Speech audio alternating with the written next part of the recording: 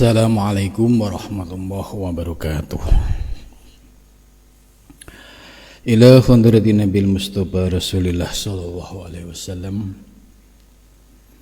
wa ila ikhwanihi minal anbiya wal mursalin wal awliya wasyuhada wasyolikin wal malaikatil muqarrabin,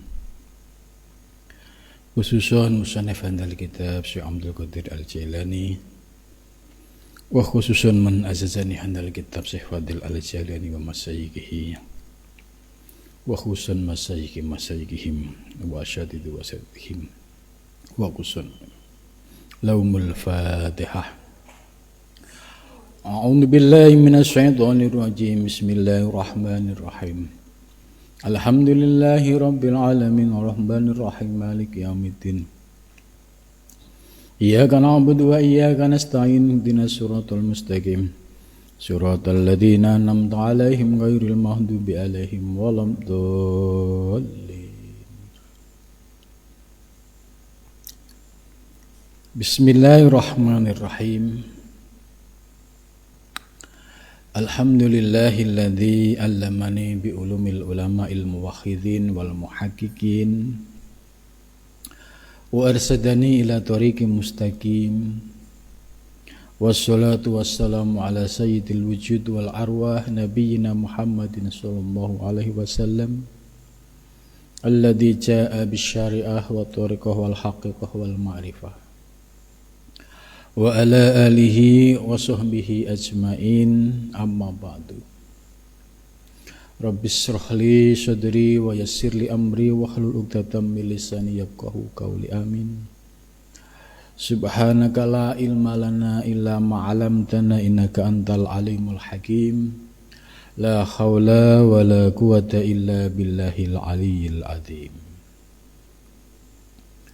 Malam ini kita akan melanjutkan kajian kitab Tafsir Al-Jailani, yaitu surat At-Taubah ayat 53, 54, 55. A'udzu billahi minasyaitonir rajim. Bismillahirrahmanirrahim. Qul anfiqu taw'an aw karhan la yutaqabbala minkum innakum kuntum qauman fasiqin.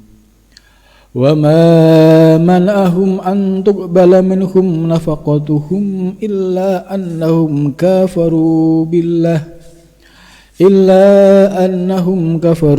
billahi wa birasulihi wa la ya'tuna as-salata illa wa hum kusala wa la yunfikuna illa wa hum karihun. Fala tu'jibka amwaluhum wa la awlatuhum innama yuridullahu liyu'adzibahum biha fil hayatid dunya wa taj'aqa anfusuhum wa hum kafirun. Ya. Qul anfiqu, ya. Qul, katakanlah, ya.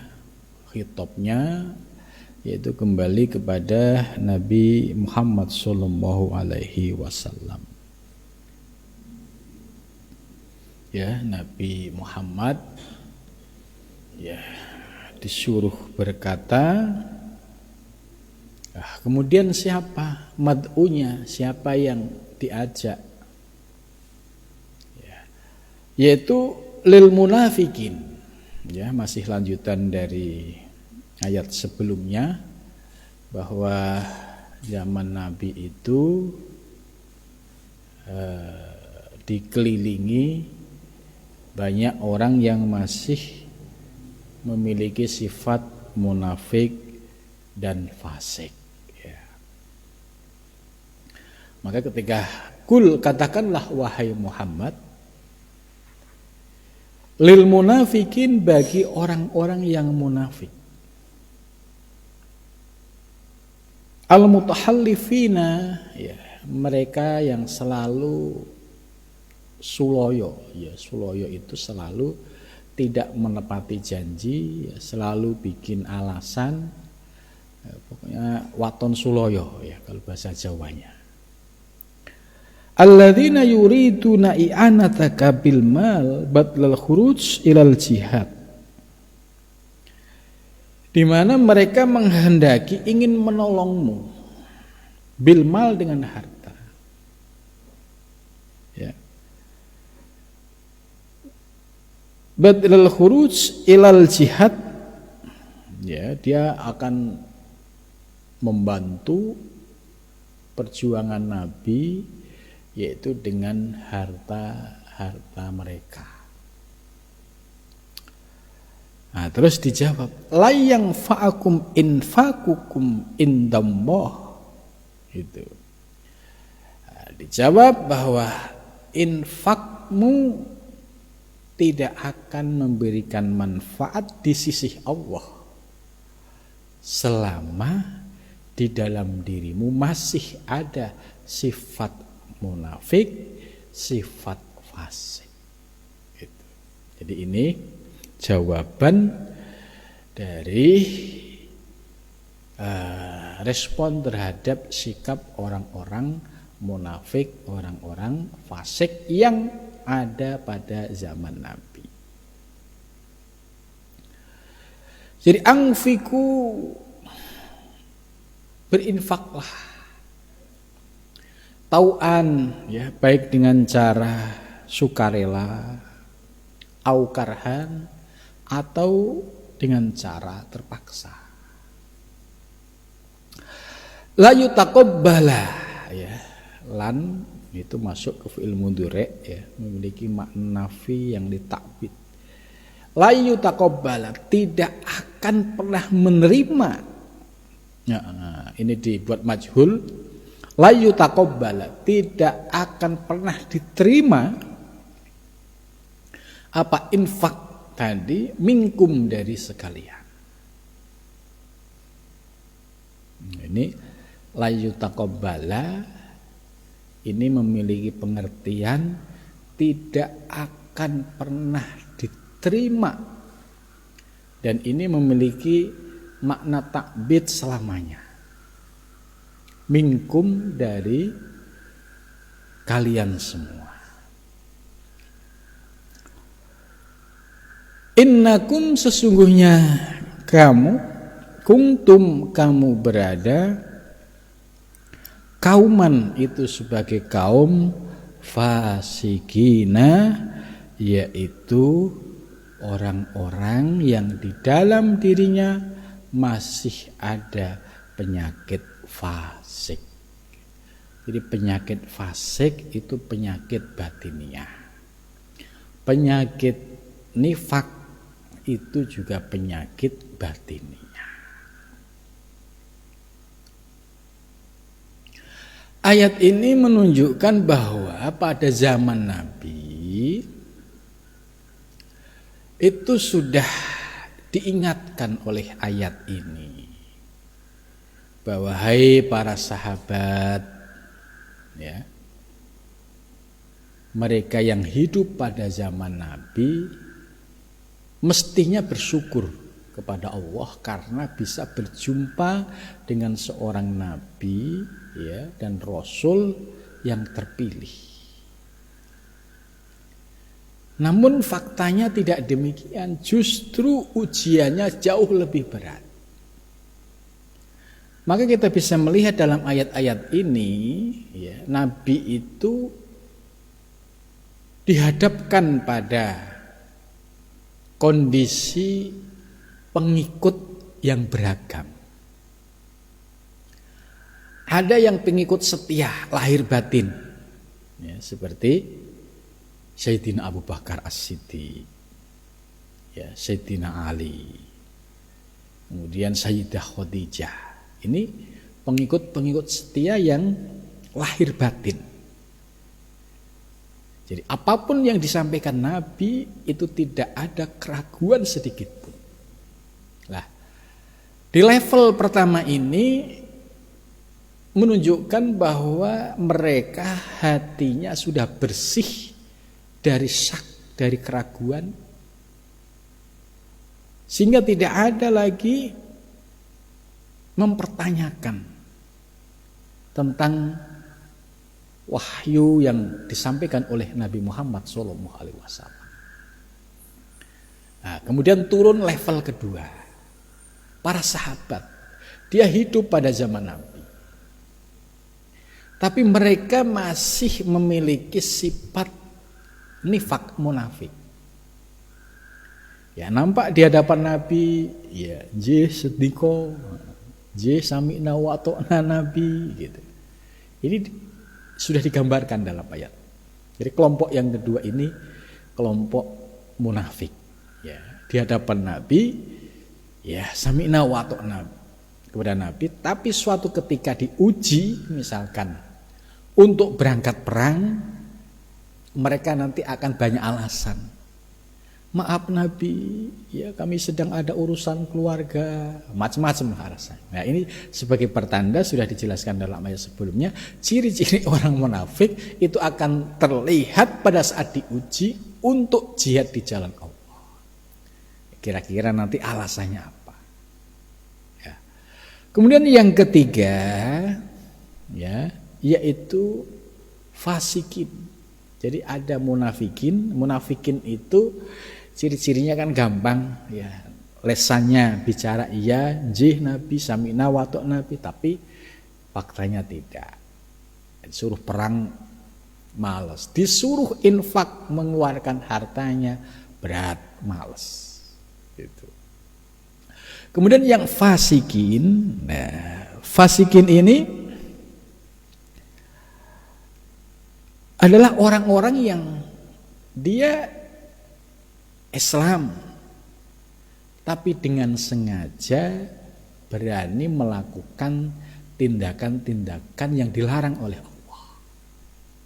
Ya, dia sudah Muslim, tapi judi jalan terus. Dia Muslim, minum-minuman jalan terus. Dia Muslim, ya zina jalan terus. Ini fasikin. Jadi ada fasikin, ada munafikin, ya, ada yang termasuk to'iin, orang-orang yang ahli taat. Nah, gambaran tiga ini sebagai ilustrasi atau gambaran bagi kita yang hidup pada zaman sekarang. Ternyata tiga karakter ini juga berlaku sampai zaman sekarang. Ya, di dalam dunia dakwah, dunia jihad di jalan Allah, ya, bukan jihad dalam pengertian perang fisik, tapi jihad dalam lembaga pendidikan, lembaga pesantren, ya, itu akan selalu ada tiga kriteria tadi. Ada yang ya taat, konsisten, ya, menunjukkan loyalitas. Itu ada. Ini karakter yang pertama. Yang kedua, karakter pragmatis, ya. Ya, termasuk di sini karakter munafikin. Kalau nampaknya ada yang nyocokin kemudian menguntungkan, nah, dia nampak semangat. Tapi kalau nampaknya ini merugikan, tidak menguntungkan, dia banyak alasan. Nah, kemudian yang fasikin ini adalah karakter, ya, orang yang memang di dalam batiniahnya itu, ya, dia tidak memiliki kesungguhan di dalam membantu perjuangan. Itulah tiga karakter penyakit yang menghinggapi, ya, para sahabat, ya, ternyata sampai sekarang pun juga sama. Artinya bahwa pada zaman Nabi sudah mengingatkan bahwa penyakit-penyakit batiniah seperti sifat munafik, ya, seperti sifat fasik, ini harus dihilangkan. Maka di dalam dunia modern seperti sekarang, ya, ketika masih ada pengajian-pengajian tasawuf, pengajian tarekat, ya, ini bersyukur Karena kita akan diberikan gambaran ilmu pentingnya membersihkan batiniah kita dari penyakit nifak dan dari penyakit fasik. Sebab kalau kita tidak bisa melepaskan penyakit nifak dan fasik, itu rusak semua ibadah kita. Dan sudah dijawab oleh Al-Quran, la yutaqabbala minkum, selamanya tidak akan diterima oleh Allah Subhanahu wa ta'ala.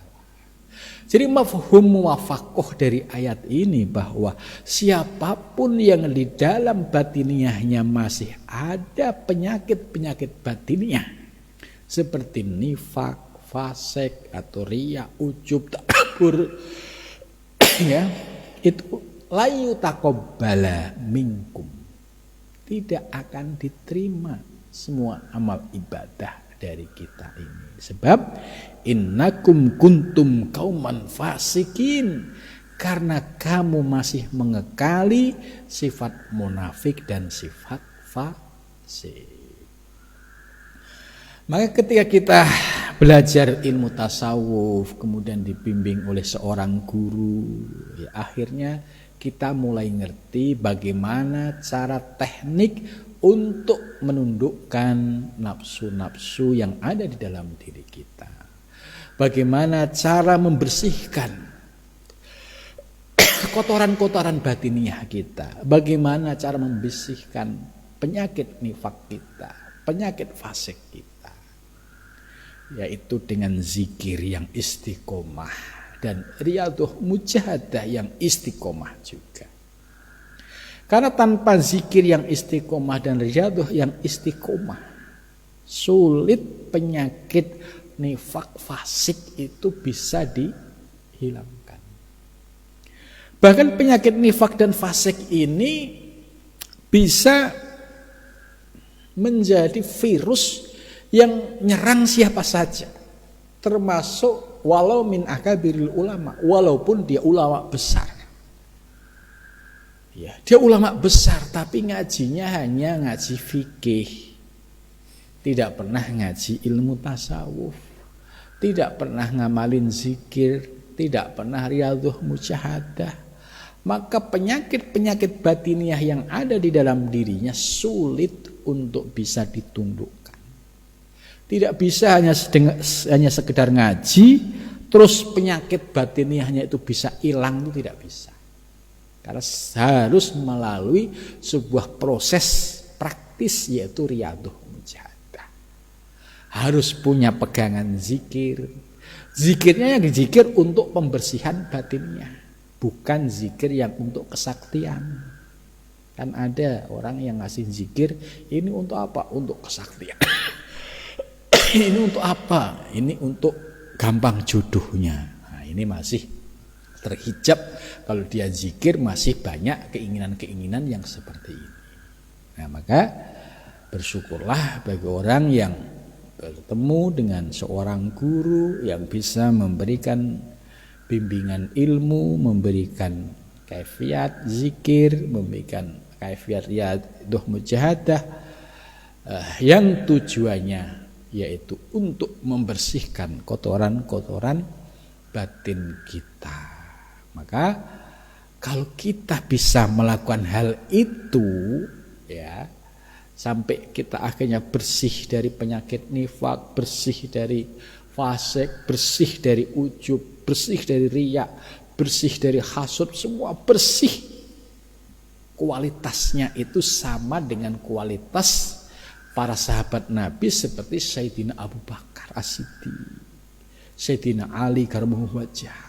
Karena mereka ini orang-orang yang sudah teruji dan menjadi contoh, ya, orang-orang yang bersih keyakinannya, bersih hati jiwanya sampai memiliki keyakinan yang luar biasa kepada Nabi Muhammad Sallallahu Alaihi Wasallam.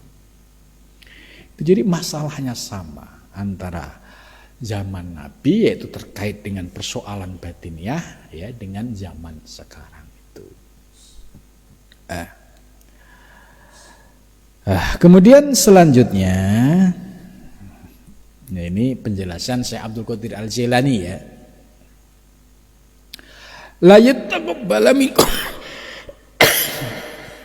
Itu dijelaskan li'annal infaq innama yaqbalu minal mu'minin as-sholihin innama yuqbalu ya.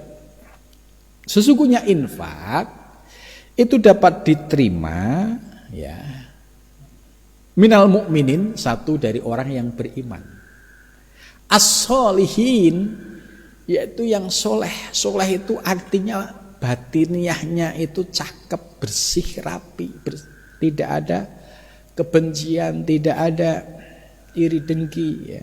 Itu as-sholihin, bersih, nggak ada riya, nggak ada ujub ya. Al-mukhlisin ya. Sudah as-sholihin ditambah al-mukhlisin. Al-mukhlisin artinya yaitu mereka yang ikhlas. Ikhlas itu apa? Yaitu semata-mata yang dilakukan ketika ibadah karena Allah Subhanahu wa ta'ala, bukan karena orang lain, bukan karena ingin dipuji oleh atasan, bukan juga karena ingin dilihat oleh makhluk. Jadi niat sedekah, infak atau ibadahnya semata-mata karena Allah. Itulah al-mukhlisin. Jadi as-sholihin al-mukhlisin. Ini yang predikat yang istimewa. Ya. Jadi pribadinya soleh, ya, lahir batinnya bersih, jernih, ditambah ya mukhlisin, ikhlas semata-mata apa yang dilakukan karena Allah Subhanahu wa ta'ala. Kalau kita memiliki sifat mukhlisin dan sholihin, nah ini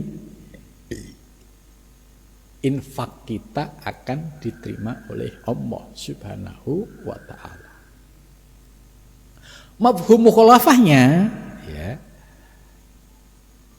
kalau ada orang infak kok nggak ikhlas, kok terpaksa gitu. Apalagi dia masih dipenuhi penyakit fasik dan nifak. Ini di Al-Quran dijawab lan, pakai nafi ya, lan yang masuk ke fi'il mudhari itu artinya tidak akan diterima selama-lamanya. Nah, ini yang harus menjadi catatan penting kita. Jadi amal ibadah kita selama-lamanya tidak akan diterima oleh Allah selama masih ada niatan kepada selain Allah.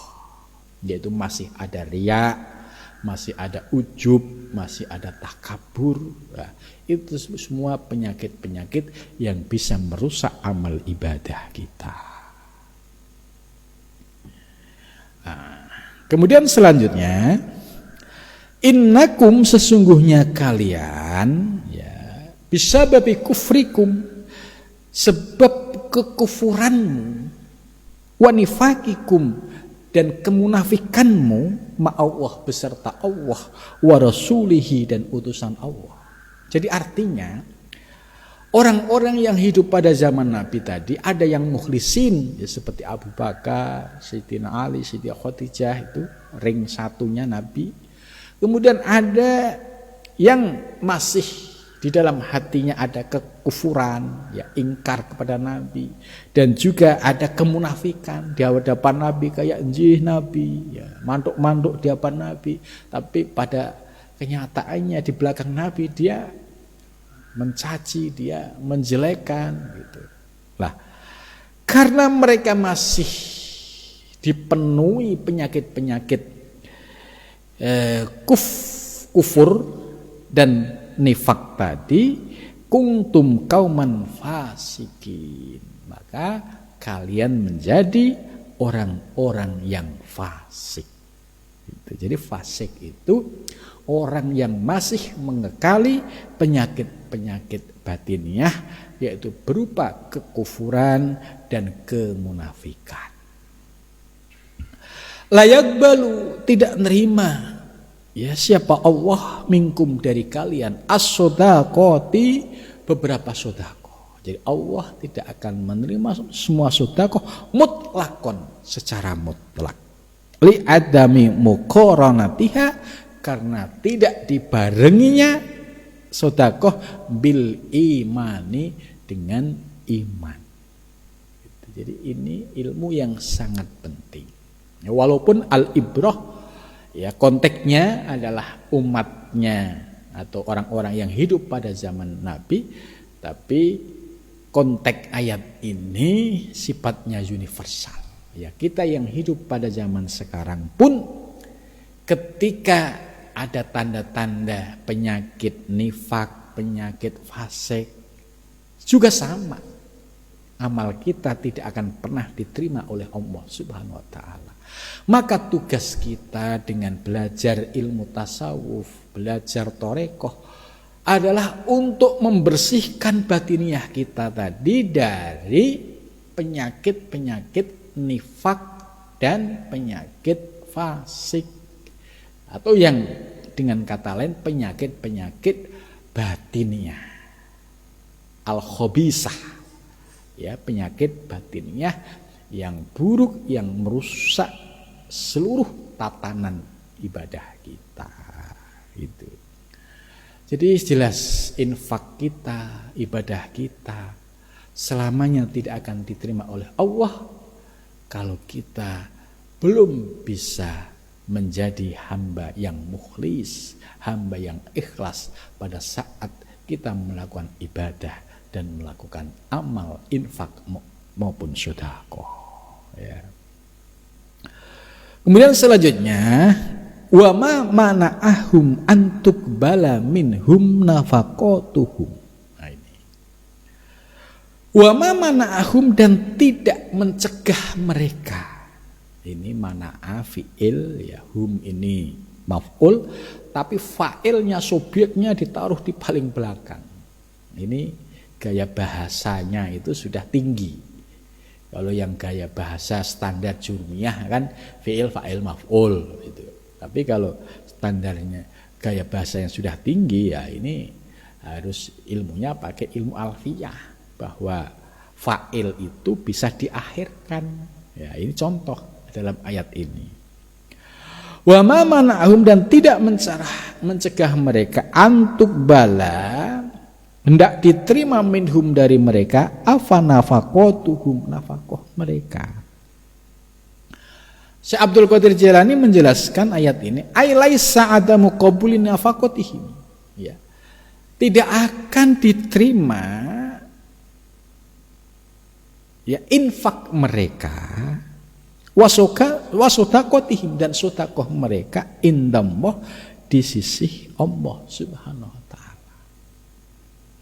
Illa innahum, kecuali sesungguhnya mereka kafaru, mereka kufur, mereka ingkar, ya, billahi, kepada Allah Subhanahu wa taala.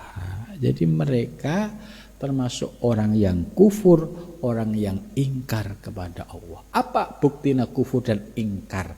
Yaitu masih adanya penyakit munafik, penyakit fasik yang ada di dalam dirinya. Jadi penyakit batiniah ini menjadi objek kajian, ya, baik pada zaman Nabi, ya, sahabat-sahabat Nabi, maupun zaman sekarang.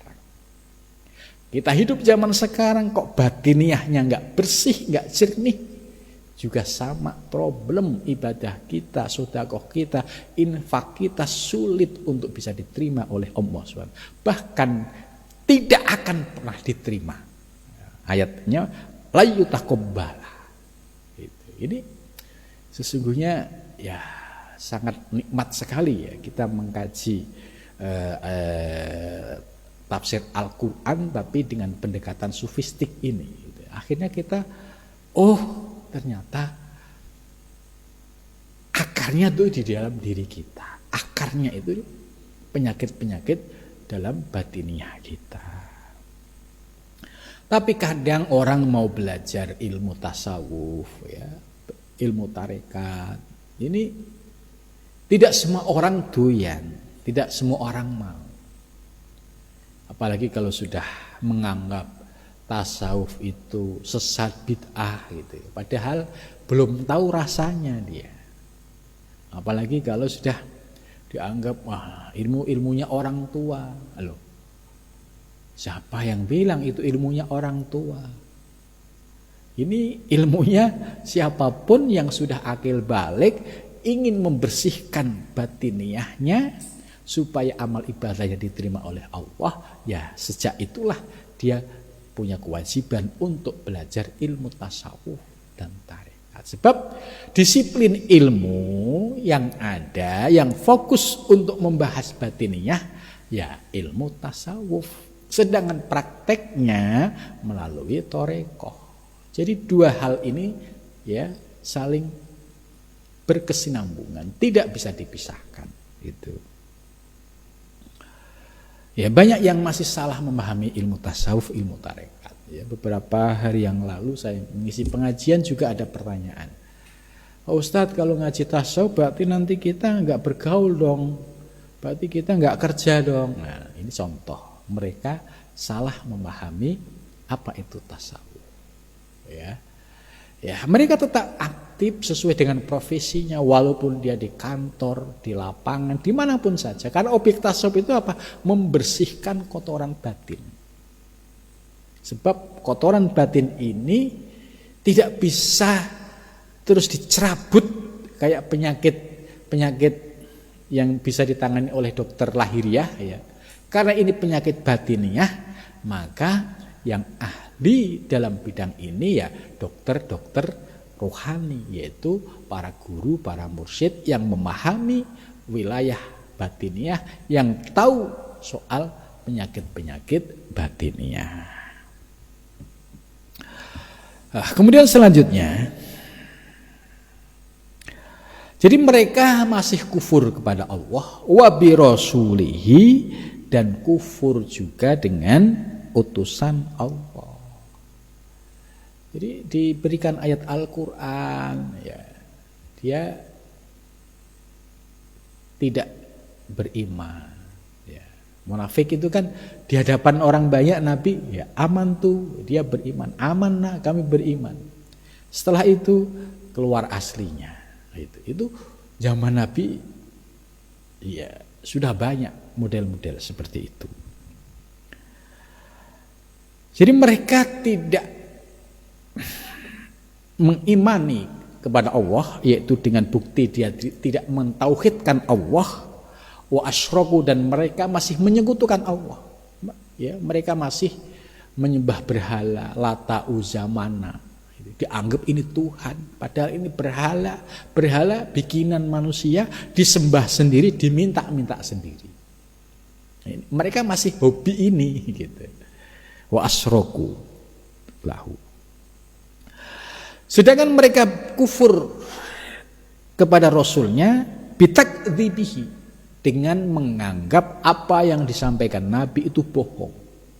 Ya, kita bisa tahu sejarah ketika Nabi selesai dari Gua Hira mendapatkan wahyu yang pertama turun, ya.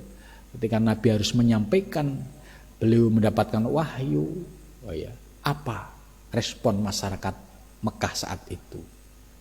Beragam, ya. Istilahnya zaman sekarang ya, Nabi dibully habis-habisan, dicaci habis-habisan. Dianggap Nabi itu ya orang gila, dianggap Nabi itu ngelindur, dianggap Nabi itu ya bikin agama baru. Cacian makian luar biasa. Gitu. Ya, kenapa bitakdzibihi? Karena mereka menganggap Nabi itu bohong. Berbeda dengan orang yang mendapatkan nur keimanan seperti Sayyidina Abu Bakar. Apapun yang dikatakan Nabi, ya Abu Bakar iman tanpa meragukan sedikit pun. Begitu juga Sayyidah Khadijah, apa yang disampaikan oleh suaminya, beliau beriman. Begitu juga Sayyidina Ali, ya seorang pemuda, ya ketika mendengar Nabi mendapatkan wahyu, ya langsung beriman tanpa ragu sedikit pun. Nah, sementara di luar sana kelompok kafir Quraisy itu mereka menganggap Nabi itu bohong. Ya, maka inilah yang menyebabkan mereka tertutup hatinya sehingga tidak bisa beriman kepada Nabi Muhammad SAW. Wa adam itu'atihi. Ya, setelah dia menganggap Nabi bohong, kemudian tidak ada ketaatan. Ya, contoh di ayat-ayat sebelumnya, diajak perang, mereka beralasan, ya, takut nanti mati, takut nanti keluarganya bagaimana. Gitu. Mereka seolah-olah minta izin Nabi, tapi sesungguhnya mereka ini adalah, ya, di dalam dirinya ada sifat kemunafikan, sehingga banyak alasan. Ya. Ya, zaman sekarang juga sama. Ketika diajak untuk jihad di jalan Allah dalam pengertian membangun masjid, bangun musola, bangun pesantren, bangun madrasah, gitu. Kok ada alasan macam-macam? Nah, ini godaannya di situ. Godaannya di situ. Ya, di situ sama, penyakitnya sama. Penyakit nifak akan muncul, penyakit fasik akan muncul. Tapi kalau yang jiwa hatinya sudah bersih, ya dia tidak ragu sedikit pun.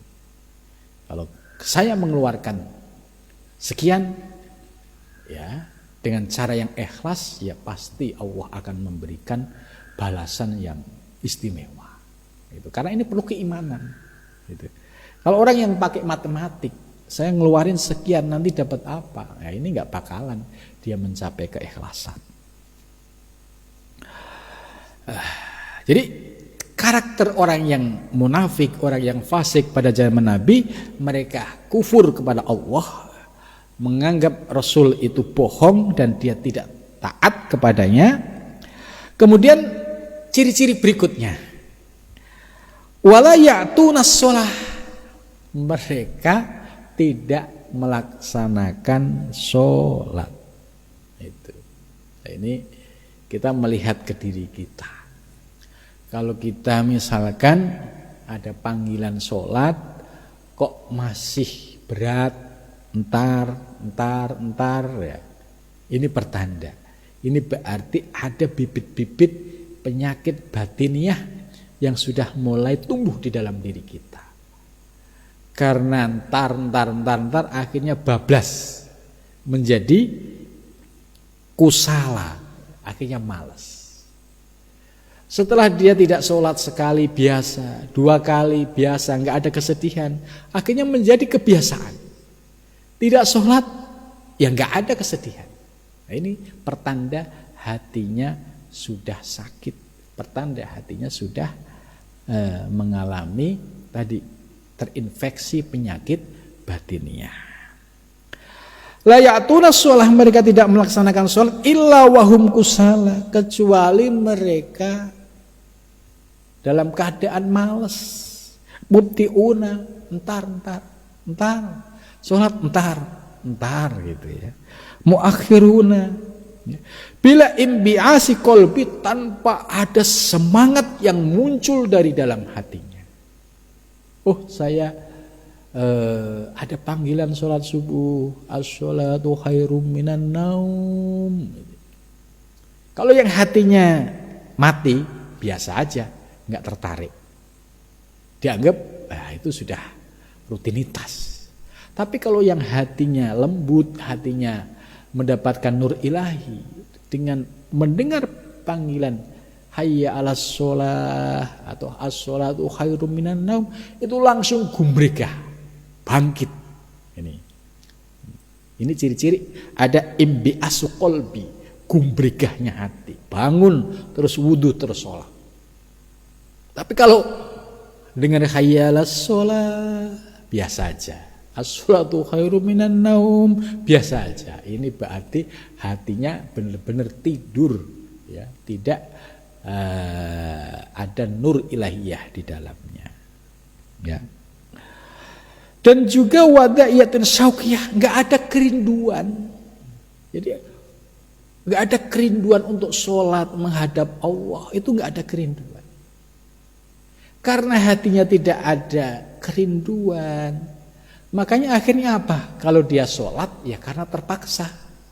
karena sekedar untuk menghilangkan kewajiban. Allahu Akbar, Assalamualaikum, Assalamualaikum. Ya karena yang penting sudah selesai melaksanakan kewajiban. Tapi kalau sholat yang didasari dengan imbi'asu qalbi, didasari dengan syauqiyah, yaitu kerinduan, itu berbeda. Ada dialog, ada kemesraan. Ya, mulai dari wudhu sampai takbiratul ihram, sampai bacaan-bacaan yang ada di dalam sholat, itu ada dialog yang indah, yang mesra, sampai salam. Nah ini bedanya di sini. Ya. Nah, ini yang paling berbahaya lagi, ya, ini yang sering sekali ada orang belajar tasawuf, tapi kok terus sholatnya itu dibiarin, ditinggal.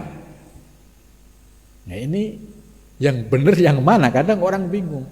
Itu ngaji tasawuf, tapi sholatnya nggak kelihatan. Jangan-jangan dia sudah wali, sholatnya mungkin di alam sana. Ya.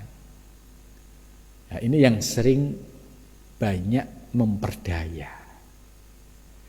Kalau dirinya masih seorang salik, pejalan yang masih banyak dosa, masih banyak hijab, ya harus tertib syariat. Terus dia beralasan dengan alasan ilmu hakikat. Loh ngapain saya sholat kalau sholat saya hanya sebatas syariat? Ya lebih baik sholat syariat daripada nggak sholat sama sekali. Ya ini analognya seperti itu. Lebih baik sholat syariat walaupun dalam keadaan ghaflah, tapi di hadapan Allah tidak ada yang sia-sia, dibandingkan dia meninggalkan sholat tanpa ada kesedihan, tanpa ada perasaan merasa menyesal, itu tidak ada. Ini pertanda hatinya mati. Maka di sini bisa menjadi koreksi ke dalam diri kita. Kalau kita sudah mengaku sebagai seorang salik yang menuju Allah, ayo kita benerin mulai dari sholat dulu. Yang kemarin berat ditinggalkan, dianggap ini orang awam, ya. Harus dirubah. Karena nggak ada orang yang seorang salik meninggalkan syariat terus ujuk-ujuk diangkat jadi wali, itu nggak ada. Ya, itu nggak mungkin. Itu harus mengikuti tahapan-tahapan yang tertib syariat, hakikat, tarekat dan ma'rifahnya. Ya. Ya, terus berikutnya, ya. Jadi ciri-cirinya tadi kok sholat males. Ya sudah, itu ciri-cirinya penyakit batiniahnya masih penuh gitu. La wala yunfikuna, dan mereka tidak berinfak, tidak pernah mengeluarkan duit ya untuk infak maupun sedekah, illa wahum karihun, kecuali mereka dalam keadaan terpaksa. Jelas duitnya banyak, depositonya banyak, ada panggilan bangun masjid, bangun musola, nah, itu nggak tertarik untuk ngeluarin. Paling dikeluarin 10.000, sisa-sisa uang kembalian. Sisa uang kembalian pun kalau yang keluar itu agak gedean 20.000, ditarik ulang, diganti yang kecil 5.000 atau 1.000. Nah, ini wahum karihun. Ciri-ciri yang kedua adalah dia sulit mengeluarkan hartanya padahal dia memiliki harta kekayaan melimpah. Sebab apa? Sebab hatinya dipenuhi kepada kecintaan materi. Jadi ibaratnya kalau ditimbang, hatinya lebih condong ke duniawi tinimbang ke ukhrawi. Padahal duniawi ini sementara, ukhrawi ini selamanya. Nah, ketika posisi hati sedang mencintai duniawi, tanda-tandanya gampang, berat untuk mengeluarkan investasi akhirat. Kalau untuk kemaksiatan berapa aja dibayar. Ya, untuk misalkan beli minum-minuman berapapun dibayar. Untuk kemaksiatan yang harus mengeluarkan dana besar, dia tidak segan. Nah, ini bahayanya di sini. Hatinya ditutup oleh Allah, Dia diberikan rezeki, tapi akhirnya rezeki ini menggulung dirinya untuk menuju kemaksiatan. Dengan kata lain, sama saja dia menggali lubang kuburnya sendiri, yaitu menuju neraka jahanam. Maka kita bisa mendeteksi diri kita, kalau kita sholatnya masih berat, males, oh ya berarti ini masih ada penyakit batiniah. Kemudian kalau infak sedekah kok masih berat, masih ragu.